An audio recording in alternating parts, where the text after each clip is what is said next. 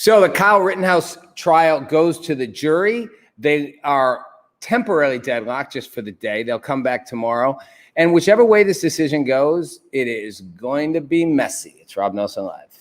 Hey, I'm Rob Nelson. I used to host a show on Fox, and now I do a digital live stream called That Rob Nelson Live. And my whole mission is to figure out how in this time of division we can find common ground. Speech, and they're not allowed to do that anymore. No, I understand what it's up. They be focused on rebuilding California. Oh, it's so true. Come on. This is where this gets real. He says your headings. I wouldn't want to be black and driving in a car.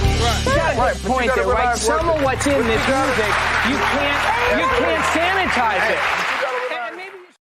All right, hey everybody, welcome to the show. Tonight is a short, quick. We're going to do 20 minutes in and out, so we'll take a few comments if you're popping them up. But this is a fast one. Unlike last week where we did the full-on hour plus with Dr. Robert Malone, still getting a lot of views on that. We had literally hundreds and hundreds of comments. Appreciated them all.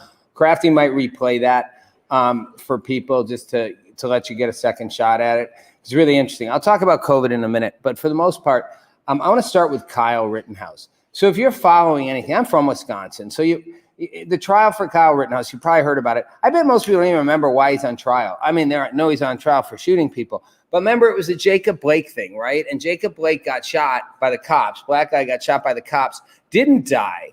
Actually was partially paralyzed, and unfortunately lived. But it blew up. And Wisconsin, I was in Wisconsin right around when that happened, visiting my family, and it just blew up. Kenosha, which is just outside of Milwaukee near Chicago, just blew up in the streets. Kenosha's like, Wisconsin's always had a lot of racial tension. Milwaukee's one of the most racially divided cities in many ways, always has been. In the 60s, some of the worst race riots were in Wisconsin, so it's no surprise, but the media culture we're in makes it worse. So Kyle Rittenhouse was the trial about that. He's a 17-year-old kid, showed up with the AK-47 and shot three people, and killed one. And the media ran. So I want to get in the media aspect of this, because the media ran this as this was a vigilante, a mega, Trump supporting vigilante who went looking for trouble. A little racist kid who didn't even live in Kenosha, went there and stirred up trouble and shot people. Now, first of all, let's be clear. One thing the media loves to do is to tell its narrative, forget about what really happened, right? Kyle Rittenhouse was white. The people he shot were white. And he didn't shoot any black people.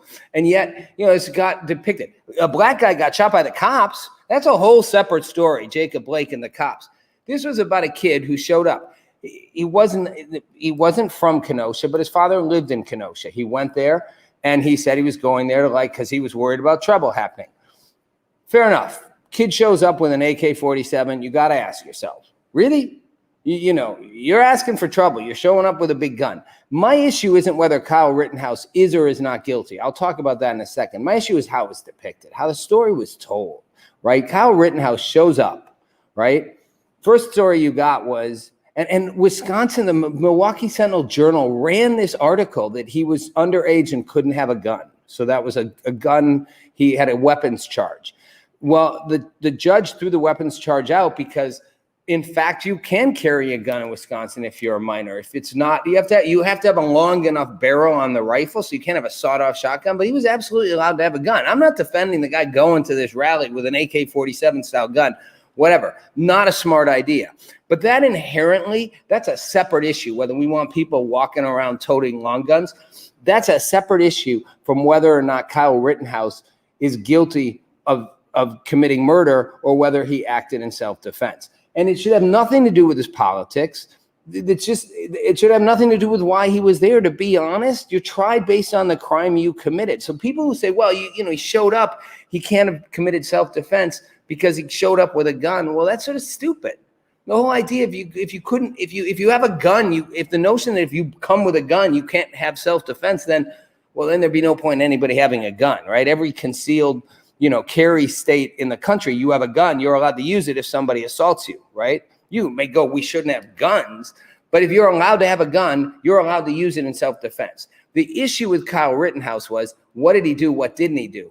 The second issue is, why did the media depict this case the way it did? Why was there an obsession with hyper focusing on this kid and how he's like a crazy Trump loving vigilante who wanted to kill people? And by the way, he killed white people. So in killing black people, I'm gonna keep saying that. But here's the thing. Here's the thing about it, right? The people he shot, the problem with this whole case, and I'm saying this because when this verdict comes out, and I don't think they're going to convict him.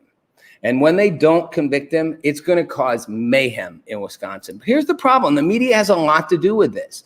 It depicted Kyle Rittenhouse as if he would, again, just what I remember at the time thinking this kid like went on a little assault like mission.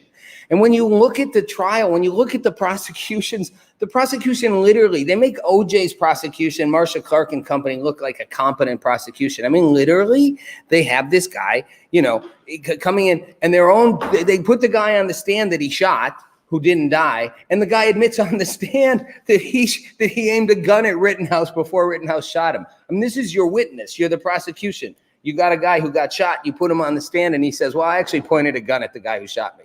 Oh, that's going to convince the jury that he acted didn't act in self-defense. Then you have the second guy, Rosenbaum, who had literally gotten 36 years old. He was released the day of the shootings from a hospital where he'd been treated for a suicide attempt. He was on the streets. He had a background that included, a sexual misconduct sex charge against him with a minor in Arizona, 20 years ago. He had a bad rap sheet, a lot of violent offenses on it, and he's just left from a suicide attempt. And it turns out, he literally threatens to kill Rittenhouse several times. And the video shows this guy, like you literally see him and witnesses, a reporter witnesses him literally threatening Rittenhouse and being, "I'm going to kill you." So all the people that Rittenhouse supposedly attacked, the prosecution's case falls apart because that's not what happened. The problem is that in the determination to depict this as Kyle Rittenhouse did something before he's ever convicted of it, just the media narrative sets the tone that when he doesn't get convicted, if that's what happened, people are going to be furious. They're going to say, "See, justice doesn't work. Justice doesn't work." Now, again, I want to point out, this guy shot white people, and he shot white people who were threatening him and pointing guns at him.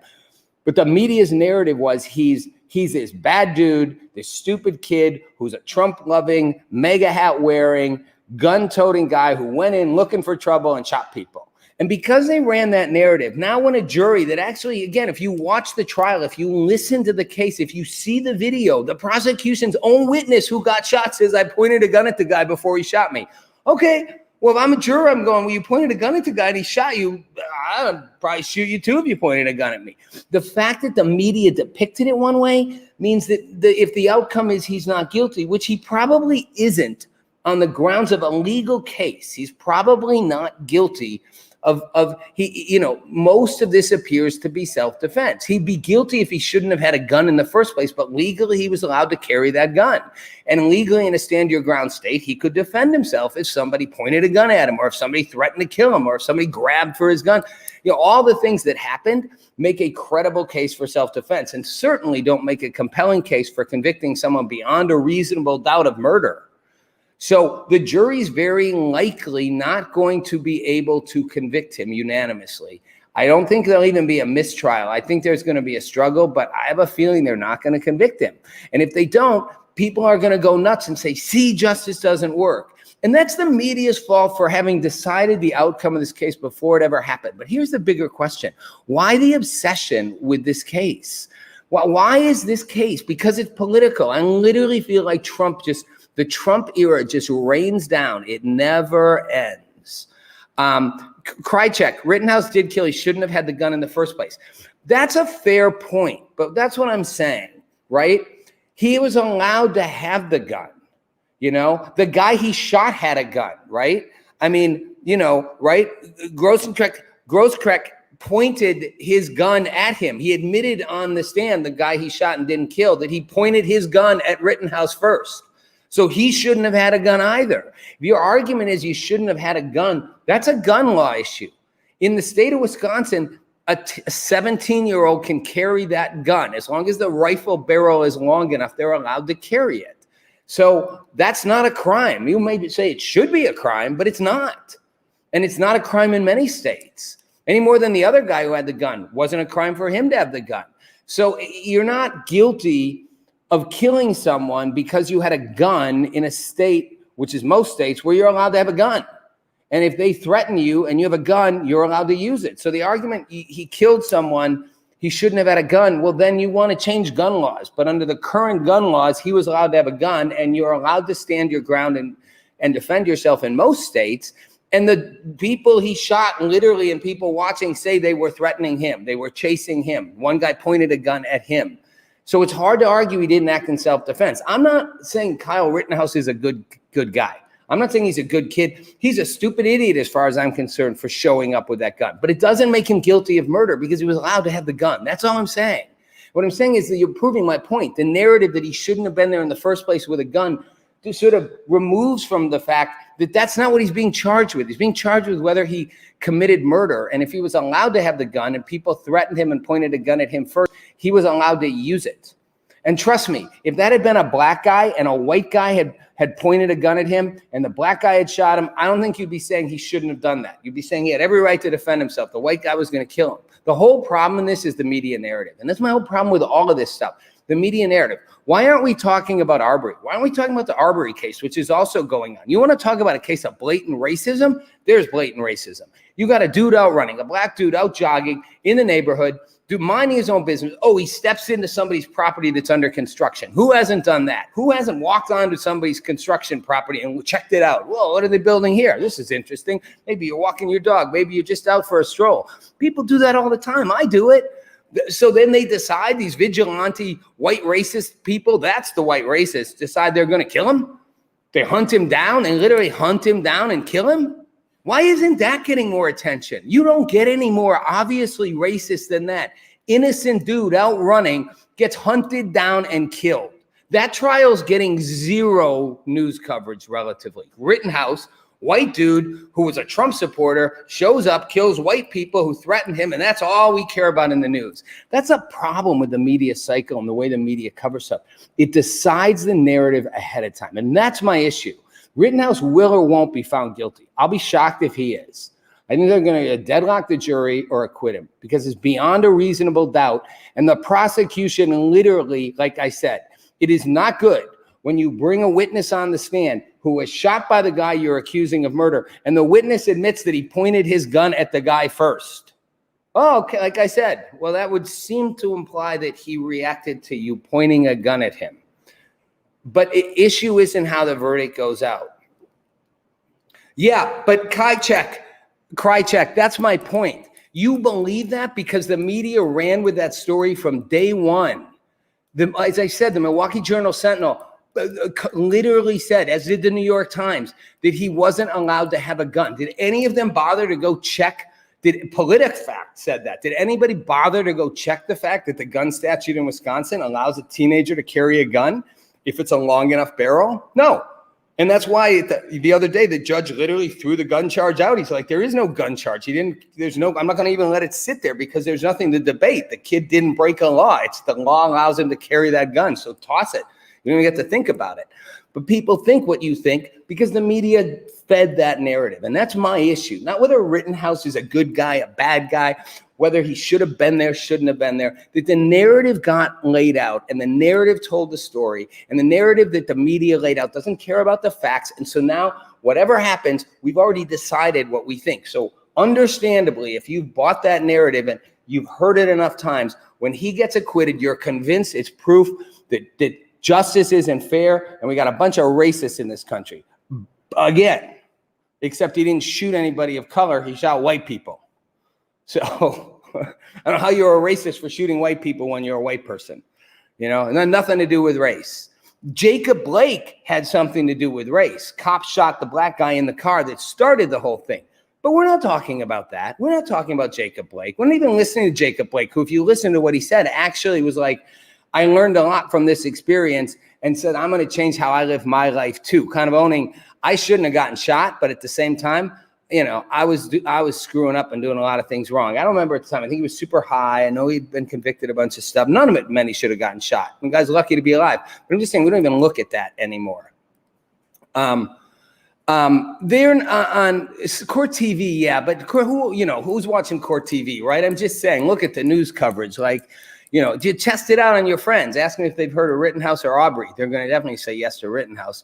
Ask them if they know the details of either one. They're going to know more about Rittenhouse, right or wrong. Okay, second story before we wrap it up, which is Aaron Rodgers, which is another thing about the media narrative. So I had Robert Malone on last week, the architect of mRNA, had a really thoughtful, provocative conversation about it. And the media narrative around that, right? Guys like Malone are anti-vaxxers because they say there's stuff wrong with the vaccine. And as I said on the show last week, Dr. Robert Malone's a vaccinologist. It's what he spent his life doing. He was part of the Ebola vaccine.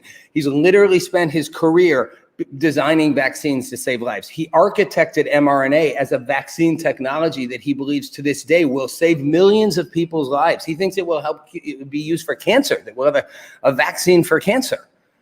But he's depicted as an anti-vaxxer because he says there are problems with the COVID vaccines that are built on the technology he helped design. Not that he's against vaccines. He's actually vaccinated. I'm vaccinated. I'm not against people getting a vaccination. Even this vaccination, I'm against mandating that vaccination. I'm against having kids get that vaccination when 500 kids total in the US have died in a year and a half of COVID. And some of that's COVID related. And almost all of them had comorbidity symptoms. They weren't healthy kids to start with. That's lower than the flu. I'm against giving those kids a vaccine that hasn't had adequate time to be tested. I'm against forcing everyone to get a vaccine when we're literally seeing that despite high vaccination rates, Vermont has 86% vaccination rate. It has the highest COVID case counts in the country per 100,000 population. Highly vaccinated states seeing massive breakthroughs, yet we're insisting everybody get vaccinated. Get a vaccination or you can't go to the store, you can't go to a movie, you can't do this. Even though the majority of the population that want the vaccination has it, and even those people are getting sick. I have a problem with that, not with people getting vaccinated who want to. But my bigger issue is the media narrative. The media narrative that drives and determines things. And to Isa Cog saying too many cases decided by the media, not researching facts. I would say that's true of everything, not just legal cases. I used Rittenhouse as an example. It's true in general. It's true around COVID. Like, are you doing your homework? Like the notion that it's been deemed misinformation for you to say something about COVID outside the mainstream. Whether it was the leak came out of a Wuhan lab, they called that a conspiracy theory, and Dr. Fauci and company literally put out a thing saying, shut it down, and the media did. Cut to a year and a half later, prominent scientists in the Lancet, the British Medical Journal, saying, one, that shouldn't have happened. Two, by the way, we now think that's the most likely place it came from, but you couldn't say that. You can't say ivermectin works. Why can't you say ivermectin works? Why can't you?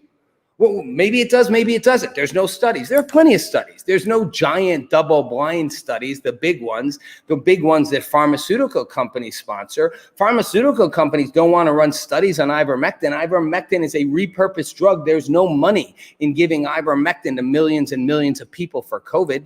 There's $0 in that. But the media narrative that ivermectin, how many of you think ivermectin's a horse medication? How many of you think ivermectin isn't used in people? Ivermectin is a horse medication in its horse medication version. Aspirin is a horse medication in its horse medication application. Ivermectin, and here's the thing most people forget, ivermectin is one of the most widely used drugs in human in the world. It is one of the most given drugs to human beings because it's for parasites, as I've said. So it's given 2 billion people have gotten ivermectin, not for COVID, but for something else. So it's a perfectly okay drug to put in humans. Does it work on COVID? The jury's out. But there are plenty of studies. They're just small studies. And pharmaceuticals don't want to fund a big study because, as I said, there's no money in a repurposed drug. They don't own the patent on it anymore. They can't make any money. They make money on new drugs, not on a drug you can just use over and over again for other things. But that said, who cares? People are using ivermectin and many are having results. And if you say that, you're misinformation. Why? Joe Rogan reaches 20 million people. He used it, it worked.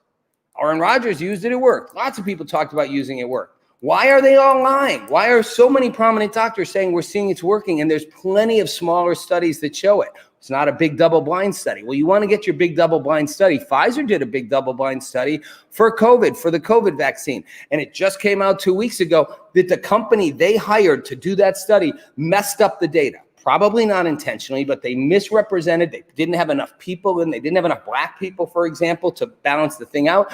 But more importantly than that, it wasn't a double-blind study. They screwed up. So it was actually completely transparent. The whole point of a double-blind study, you can't see who has it and who has the placebo. They didn't do. And they just passed the data through. So the Pfizer drug you're all taking, by the admission that has come out from whistleblowers, their own data people screwed up the test. I'm not saying that makes it unsafe. I'm saying how about we throw that out then and say you can't take the Pfizer drug? It's stupid. It's a narrative. It's a narrative. It's a narrative. Yeah, the government could have paid for the study and didn't. We have the NIH. Right. But the thing is that here's the thing. The government, the WHO actually wanted the pharmaceuticals to have to do broad studies involving multiple different countries to ensure openness and transparency and more options to the table for vaccines. That was the WHO and the European Health Organization. And the big drug makers in the US, Pfizer, Moderna, they didn't want to do it. They wanted to keep it in-house so they could, A, control the product and the patents and limit anybody else getting their hands on it and developing something. And B, they like to have that control because they can control the outcome. These pharmaceuticals are not on our side. But good point. Yes, the government could have funded an ivermectin study and they didn't want to. Why not? Lots of people are using it and it appears to be working. Don't we want doctors to try? But we're not willing to do that. We're willing to say it's all misinformation. So I'm going to end this on the Aaron Rodgers note. Aaron Rodgers comes out, says he didn't actually get vaccinated. He was immunized. That was his word. All right, he's stretching the truth. The notion that he was immunized, meaning he was taking a protocol to keep COVID away. Was he lying? Well, he's certainly fudging the truth. But here's the point. He didn't get vaccinated. He didn't feel he should have to wear a mask since everyone else is vaccinated. And he got beaten down by the media. And, he's taking ivermectin that Joe Rogan took and told him to take. And he's a wacky, kooky dude. We thought he was a great MVP quarterback role model. Now he's just a moron. The number of stories I read that he was a moron, and everybody's saying it. Like, you think the whole world thought he's a moron. And I'm going, again, why are all these athletes? I don't think Tom Brady's vaccinated. That's just my guess. So many high-performance athletes aren't getting vaccinated. Why not? Because they don't want to put something in their body that they're not sure about. They get their bodies tested daily for everything. They monitor their performance like this, just like Olympic athletes. And they were seeing negative results. People were seeing slowdown in performance. And they're like, I don't want to do that to my body. I'm healthy. I'm strong. I'm taking great supplement care. I don't need this. If I get COVID, I'll be fine. Those are people who care more about their bodies than 99% of us. They have better doctors than 99% of us. They're getting paid millions of dollars. They better make the right choices about their bodies. And they're hesitant to put that in. That doesn't make them right, but it certainly doesn't make them crazy. And it certainly should make us wonder why we're so willing to let the media decide for us the narrative of what's right and wrong versus thinking for ourselves, versus looking at all the data. The article I talked about in The Lancet, the British Medical Journal, their main point, it wasn't just about the lab in the Wuhan. It was that Dr. Fauci had basically put a stomp on it early on and said it's a conspiracy if you say it came out of a lab. And these prominent doctors and scientists a year later in a prominent British medical journal saying that's the worst thing you can do in science is tell people there's one right answer and any other hypotheses and views will be viewed as heretical.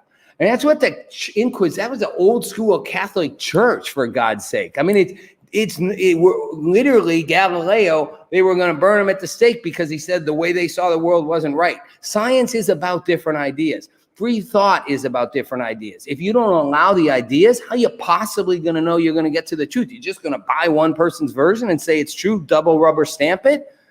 I'm not saying we're in communist land or socialism land or anything that crazy people who go too far on the right say, but we are in thought censorship land.